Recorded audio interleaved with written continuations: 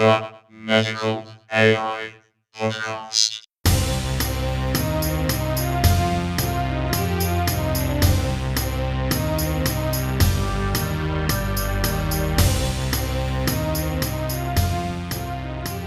Hello, I'm Dr. Felix Beecher, and this is the Medical AI Podcast, a 30-minute thrill ride of big ideas.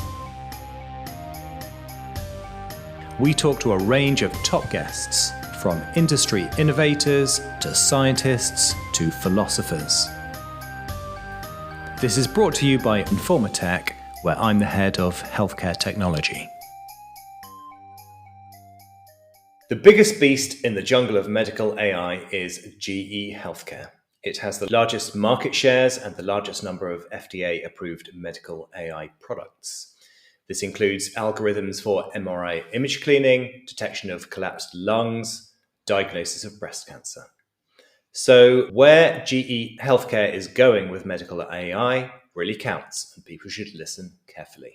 To discuss this, I am absolutely delighted to have GE Healthcare's own big beast, their Chief Marketing Officer, Simon Rost. Simon, it's a great pleasure to have you on. A big, big welcome. Thanks, Felix. That's kind of an interesting intro. Yes, I know. You put the bar already high, but look, happy to be here. My name is Simon Philip Rost. By accent, you likely have noticed I'm German by origin. With GE now for 12 years. In my current role, I lead marketing for our enterprise imaging and IR portfolio. That's the management of medical images and valuable information that comes from that. And happy to be here. Great. Okay, well, let's kick off with a description, if you would, of where you think medical AI is today in general. I mean, that's a good one. Look, AI is for sure the technology that's going to have the biggest transformative impact in healthcare in the years to come.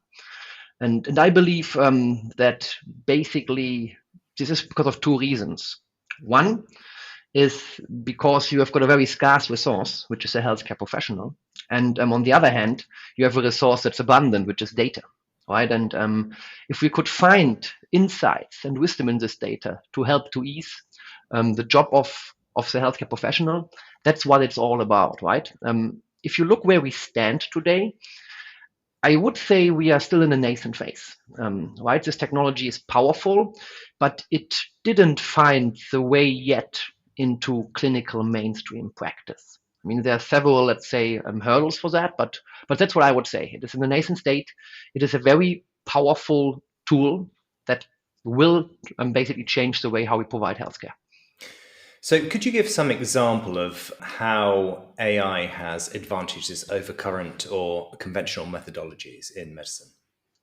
I mean, there are many examples. If you see, you can, at the end, apply artificial intelligence throughout the care continuum. Starts from scheduling, goes over augmenting the capabilities of healthcare professionals, and it ends in automating, let's say, tedious tasks, right?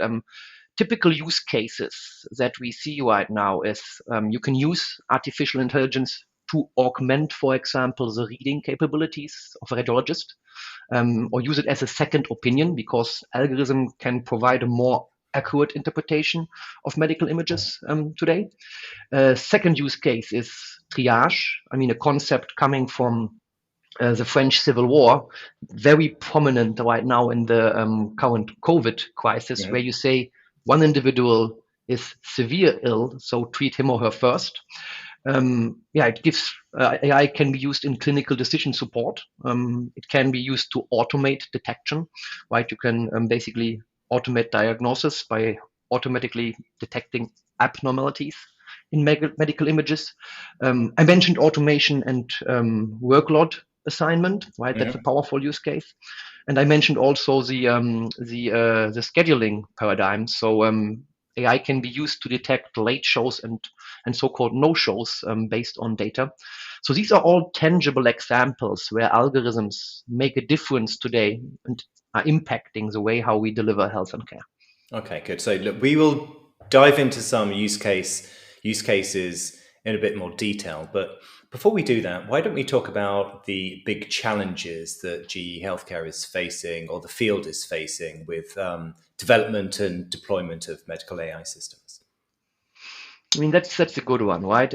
I said this before. It's when you talk about AI, let's say in research settings, and to bring them then into clinical mainstream, that's a rocky road, I would guess. And it's not just because of the technology; it's also because of a lot of factors. You mentioned before that that we have roughly in GE we have many AI algorithms which are FDA approved.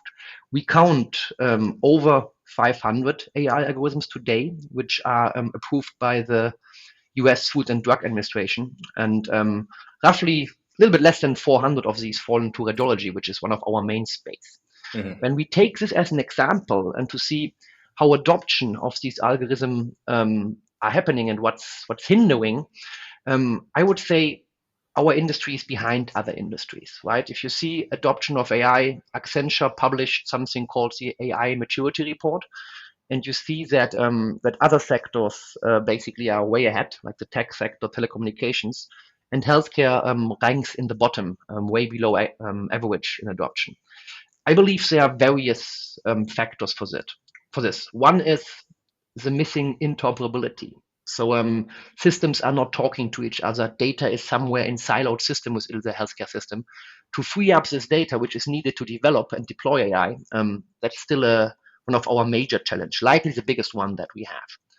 The second one is data availability and the quality of data. So AI models require a large amount of high quality data to be trained effectively. And in radiology, this means we need this data in a place where we can work with it. And that's not the case. 95% of the 50 petabytes that an average hospital produces in data points each year go somewhere into a silo and is not used, right? So the availability and the access to quality data is a second big hurdle. A third one, I truly believe, is the missing integration of these applications into the clinical workflow. So into the day-to-day of the healthcare professional, right? And their user experience is a very important point. Mm-hmm. Today, they have to learn different kind of applications. They have to switch between systems. This adds sometimes to their workload. They have to look into different viewers. And that's if we don't integrate this AI algorithms in a way that the healthcare professionals are not feeling it. So the best AI is the invisible one. We will still don't get to an adoption state. And then there are the typical things we have, a remaining trust gap on the professional, but also on the patient side. I read recently an article from a think tank, or they call themselves a fact tank, called Peer Research. They ask 11,000 Americans if they would basically like to be AI to be part of their diagnosis and treatment, and 60% said that they would feel uncomfortable with this. So there is still a lot of, let's say, reluctance towards this technology.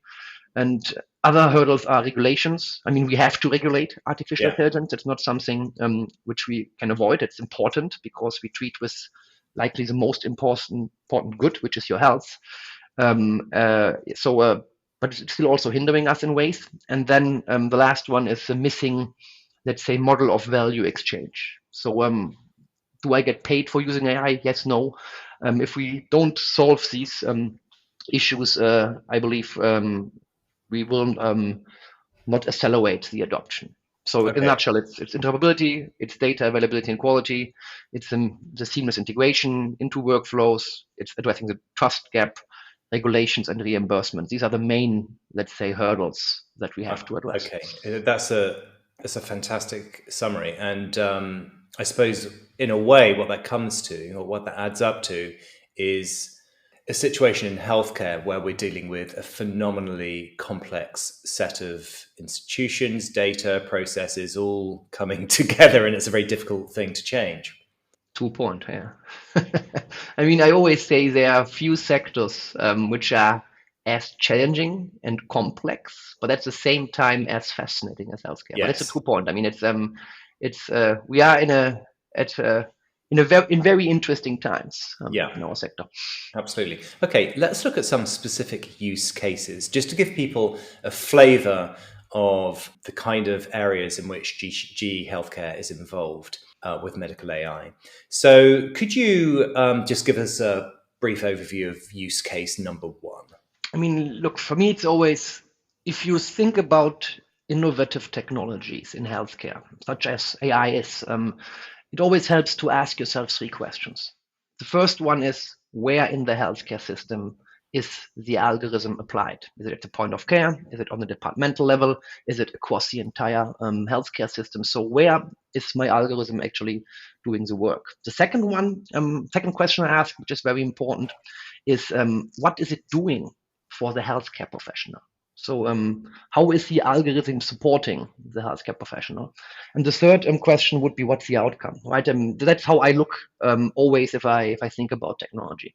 In GE, we provide algorithms across the care continuum, but as a medtech and digital health company, we develop algorithms that should make our machines smarter, right? That's one of the main use cases of our main intentions, to develop algorithms close to our devices, like imaging devices, to make them smarter and help healthcare professionals to use them more efficiently.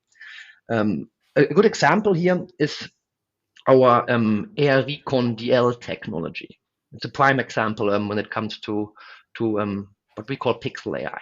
It's a deep learning trained algorithm to reconstruct at the end sharper images. It's not only taking the normal data set, it's taking the raw data set, and it's eliminating the noise in these scans. So technically, it delivers a higher signal to noise ratio, and you can apply this in various anatomies, right?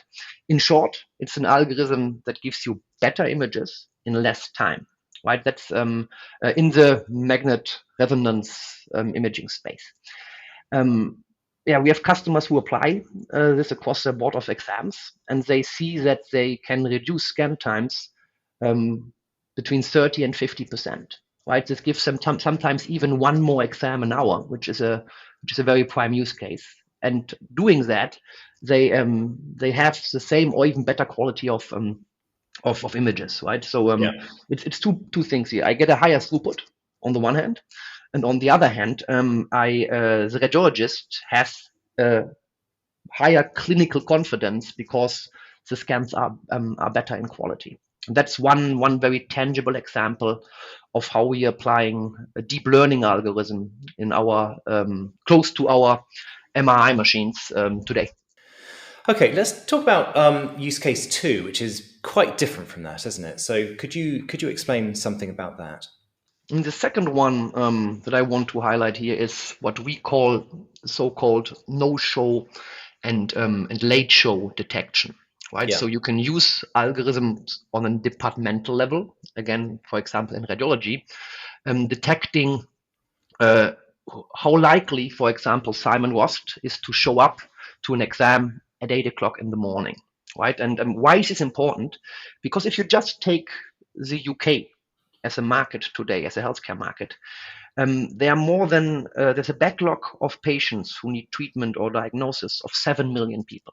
Right, so if one individual would not show up, this basically would be a lost space, would be waste. Right. And if you even go back to pre-pandemic times, I think it was around 2019, I read an article that basically said that the NHS is losing £1 billion each year because more than 8 million appointments were missed. Right, and if you put this into basically operations with this 1 billion, you could have done 257,000 hip replacements, or less than 1 million, a little bit less, cataract operations. So that's the economic, let's say, miss you have there.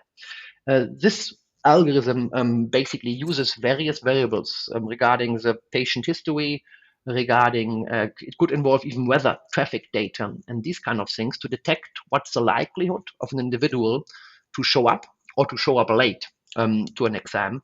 So the organization can take countermeasures. They can send reminders. They cannot even show these kind of slots where people will not show up, to basically guarantee that the slots are filled, right? And we see that an average organization has a no-show rate between 6 and 7%, more or less.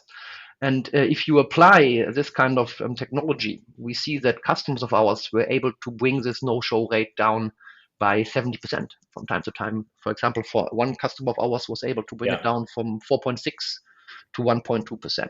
That's a real tangible outcome where you basically eliminate waste in the system.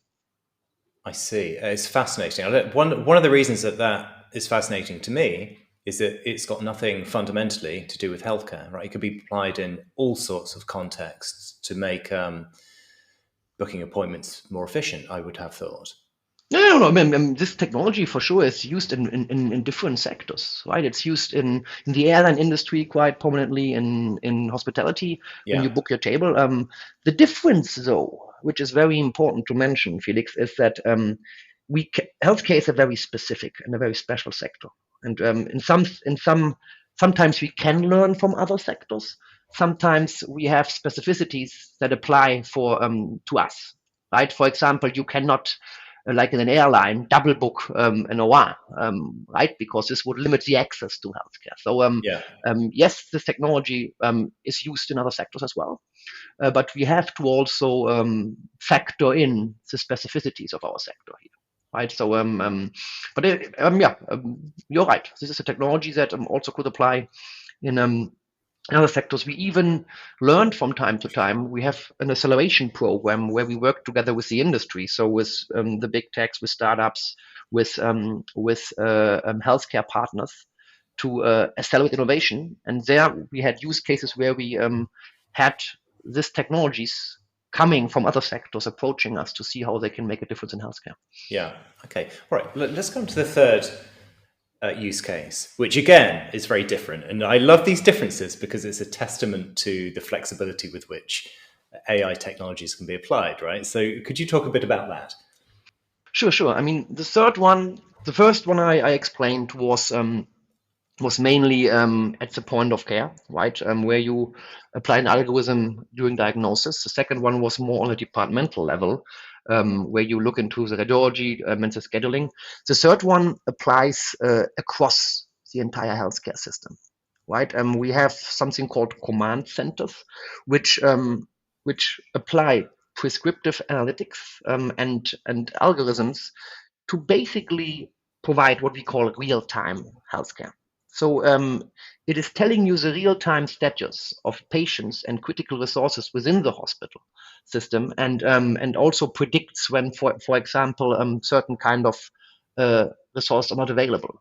Is a bed available at, I don't know, an ICU bed at 2:00 in the morning, and so forth. So it's basically showing how a patient is going through the healthcare system and predicting bottlenecks so that care teams can get ahead of it.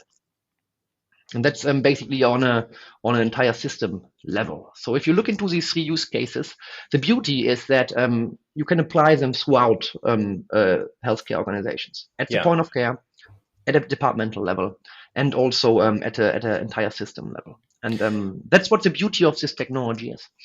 The phrase command centers is very interesting as well, because it suggests that somebody's like in some kind of mission control where they can see, they have displays and they can see somebody's cardiology results, somebody's ultrasound results, and all sorts of other information, and then somehow that's being integrated using machine learning systems. Is that right? I mean, let's probe that a little bit more. I mean, if you think about that, this is basically what we have is what we call tiles. These tiles are applications. We have more than 34 tiles today that are mirroring in real time the status of your healthcare organization. Right? And they apply in different kind of departments. Could be the radiology tile, could be in the ICU, could be in the OR. And we use predictive analytics to say, for example, when certain kind of things, or we predict when certain kind of things will happen. For example, in COVID, we were able to look into facts like, if you admit more COVID patients, when is your ICU basically full, and what kind of counter activities do you have to take? right? And these are the kind of things that you can do. So it's a real time. Think about this like a real time application that gives you insights in your organization. Some of them are AI enabled, some of them are not, right? But Yeah. where you can see, let's say, the patient flow throughout your hospital. Okay. It helps you to predict bottlenecks, and you can directly basically take action. In some cases, so this can be in a virtual space, but it can also be in a physical space. What we have in some installations of ours is we have literally a room where these tiles are at a big wall, the wall of analytics, where you can see in real time what's happening in your hospital, and you have the decision makers not Yeah. somewhere sitting in a silo, but all in front of it. So it also is changing your entire, let's say, workflow and your working process, because you can also take real-time decisions. Fascinating. Okay, well, let's talk about large language models, which of course everyone wants to talk about. Now, these are being applied in healthcare, and of course it's very early days. We're still essentially brainstorming the application of these in healthcare. Now, also it's very topical because yesterday Elon Musk plus a bunch of other AI luminaries published an open letter essentially calling for the curtailing of AI development. And let me just read you a couple of sentences from this because it's very interesting. Should we automate away all the jobs, including the fulfilling ones? Should we develop non-human minds that might eventually outnumber, outsmart, obsolete, and replace us? Should we risk loss of control of our civilization? Therefore, we call on all AI labs to immediately pause for at least 6 months the training of AI systems more powerful than GPT-4. Now, that's the context of this is large language models. But of course, if we are going to apply large language models in healthcare, then of course we should be listening. What's your immediate reaction to that? I mean, look, for me, even if you go before that, it's quite interesting how fast like these large language models like ChatGPT were progressing. It's the first time, for example, that there was an algorithm on the front cover of Time magazine. So this shows you that this technology is close to being mainstream, right? Because I'm not aware that any algorithm made it to the Time magazine to the front cover, to be honest. True. But for me, it's like always with technology. It is not AI versus human intelligence. It's more AI, so artificial intelligence plus human intelligence.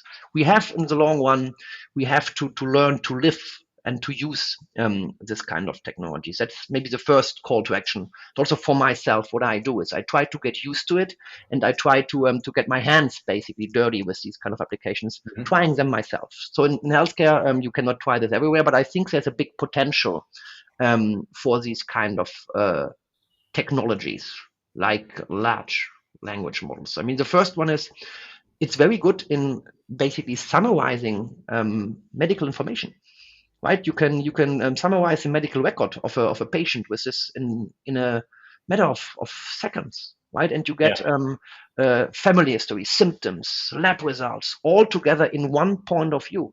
Right, so this is a very powerful use case that I could think of. Right, the second one is think about research papers. I mean, I read this statistic, which is already, I guess, a year old or so, that medical knowledge is doubling every 72 days. Right, so if you are basically studying medicine after your first semester, it's already obsolete what you learned. Accelerating here, right? But think how powerful this technology could be in summarizing research paper with a list of keywords and an abstract, and giving you the essence of what's written there. So it can you can have access to data points very quick. Again, I go back to the example of the 50 petabytes that a hospital produces each year. I did the exercise to capture this in books, right? Yeah. So how many books would you need to capture the average amount of information that a hospital produces? Have a guess, Felix. How many? I wouldn't even know where to start with that question, Simon. Tell me. So it's 8 billion books, more or less. Crikey. Right? So that's the amount of data that an average hospital produces. And now, if you have to search for this one sentence that helps you to cure your patient in this Yeah. 8 billion books as a healthcare professional, impossible. But there, for example, technology like ChatGPT can be of great let's say value. On top of that, there are use cases like making your life easier, writing some kind of like standardized let's say reports and so on. Answer broad questions is a good use case, and then this entire chatbot functionality, where you can do certain kind of prerequisites before you even go to the hospital. That's where, and let's say the FAQs of a doctor's office. That's where large language models can make a difference and free up time at the end for healthcare professionals. So I think Yeah. it's a powerful technology. I think you look, there is no doubt that basically AI will be part of care pathways and of the work of healthcare professionals going forward. So you need to start to understand the capabilities, but also the limitations, right? And for me, the best way to do so is to early on work with it, right? Maybe not in your most let's say difficult cases, but you have to start to work with these technologies to understand it, because I'm pretty sure that it's like with all technology. A healthcare professional who's using the technology will outperform a healthcare professional who's not, likely, right? So Yeah. that's what's also with these technologies. Big potential. I'm not basically underestimating the risk here, but for me, at the end, I believe it's a tool that you have to use to augment your capabilities. And that's Yeah. the same applies for ChatGPT. Okay. Simon, let's talk about the competitive landscape. How is that changing for you? For example, are you finding that your competitors in this space are no longer other healthcare companies? They perhaps are big tech companies. I mean, that's an interesting, very interesting question. And I always like to use the concept of market companions. Because, why do I say that? Because I think our sector is so complex that not just one company can basically address all of the issues our sector has, right? If you take today's healthcare systems around the world, they are on an mainly unsustainable trajectory due to increasing population, growing chronic diseases, a global deficit in skilled healthcare professionals, limited access, varying levels of quality. So there are many factors, wasteful processes, for example, that makes the life of our customers at the end very challenging at this point in time. And the need for digital technology and AI has never felt more strongly than today. I truly believe that, right? So it's no surprise that big tech companies like the Alphabets of the world, the Amazons, the Microsofts, the Apple, the Facebooks, and the likes are accelerating, let's say, their entrance into the healthcare market. I believe each of them focusing on their strengths and aligned to their company strategies. There's also another big, let's say, part that we see a lot of startups and scale-ups coming into the sector. So you're right. There is a lot of, let's say, movement right in there. But there's some things that I personally believe. The first one is that this traditional monolithic approach in healthcare IT and in enterprise imaging that we had in the past will be challenged by the market. And there are, for me, two critical levers, I believe, that that is driving digital transformation in healthcare. One is collaboration and an ecosystem approach, and we see this more and more. And the second one is the platforming or platforms. Right? These are the two levels that at the end are changing the way how we provide healthcare going forward. What does it mean for us as, let's say, traditional players in the healthcare space? We have to be more open for innovation, right? We have to collaborate more as an ecosystem where we work together with various stakeholders, with healthcare providers, with medtech companies that could be market companions, with technology providers, with big techs, with startups, with acceleration partners, with patient associations. So this ecosystem approach will be the one that in the future counts, right? And this collaboration at eye level is essential there. From my point of view, this new entrants, let them be big techs, startups, and others, should be more seen as potential partners instead of being a major threat. Right? I really mean that we as traditional players, we have to figure out how we can join forces and how we Yeah. can create these partnerships. And we have to see how basically these offerings, especially in the healthcare IT and in the digital health space, can augment our own value propositions and provide value to our customers. I mean, there's one thing that the COVID pandemic has shown is that you can achieve more together and rapid innovation if you work as an ecosystem. And we should keep this mindset going forward. So yes, is the answer. I see new entrants as well. But my message would be to not directly see them as a threat, but see them as a potential Yeah. partner to augment the things that we are. Because as I said, there's too much in stake in our sector, and it's a very, very complex space where not one Yeah. company is able to solve all of the problems.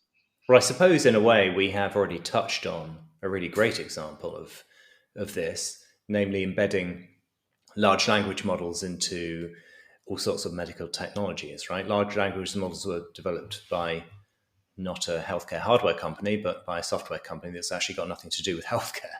Good point. Yeah. Let me ask you a very difficult question now, and that is, how do you see the field developing the next 20 or 30 years? I mean, this is if I would have the crystal ball. Yes, I know. That's a real good one. I likely would not sit here anymore. And look, for me, to go literally 20 to 30 years, I think is very ambitious. And let me tell you what excites me, where I believe there will be an impact in the next 5 to 10 years. And there and AI-enabled technologies that I believe first excite me and that I believe will have a lot of, let's say, immediate impact in the years to come.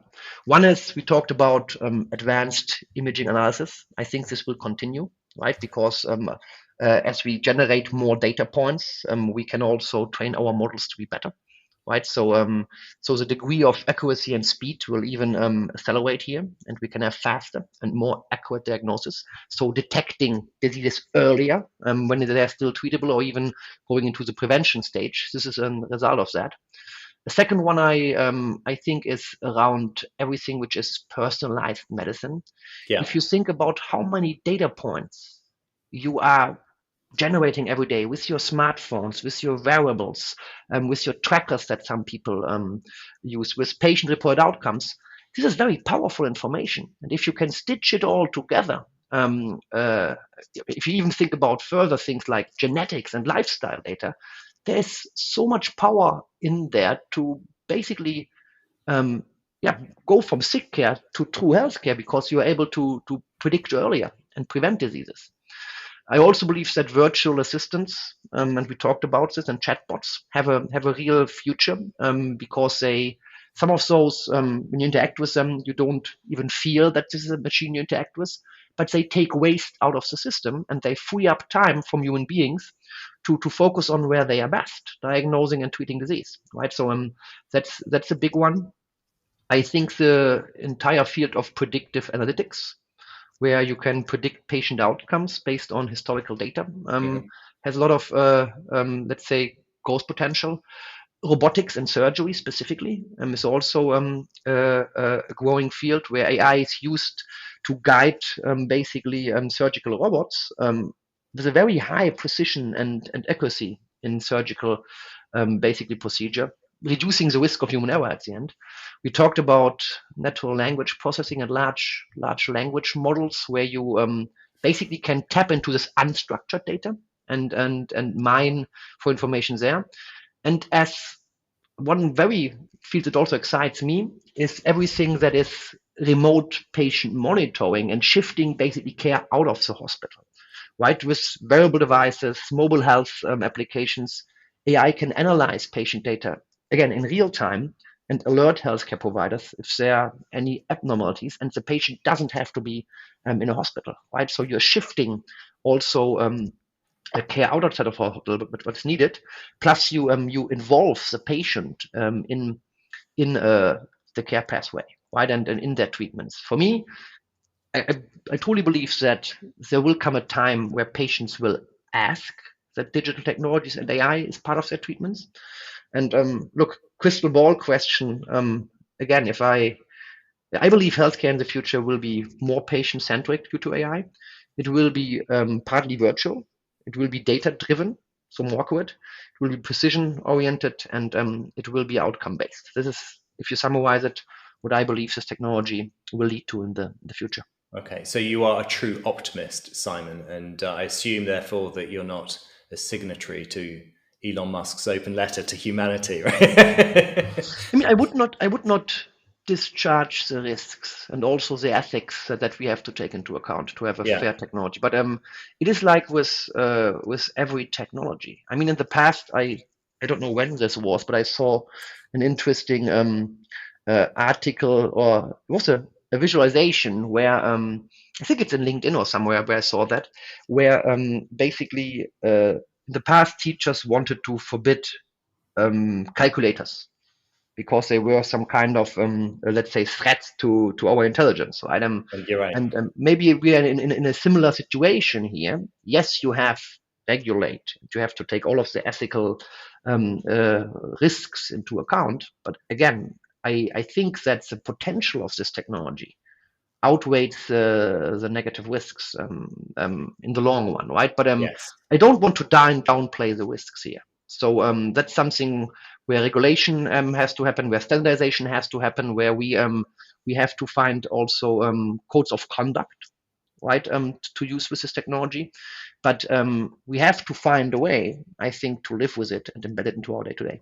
Yeah, no, So that's yes, I would put myself on the optimist side. You're right, without being naive here, right? So we have to address the kind of ethical and also let's say ethical thoughts here as well. But yeah, I'm no, more on the. I see that the positive impact at the end can solve many of the problems that our sector has. I think that's very nicely put. Okay, look, Simon, last question, and it's a question I ask everybody, and that is, ignoring everything to do with GE Healthcare, what is your personal favorite example of medical AI? Oh man, there's so many. But it's a good question. I know. What I think is where, let me put it like this, where I think we have to do more as a sector is to involve and empower the patient. So any kind of AI that solves this last mile to the patient is the one that I would prefer. There are companies like ADA in ADA Health, for example, who are doing exactly that. They are putting at the end the power of diagnosis and of treatments close to the patient, and any kind of AI that helps to enable this last mile of treatment and empower patients, that's the one where I personally let's say I'm excited about. So the name of the company is, sorry, what again? ADA Health. Okay, Ada Health, right. Good.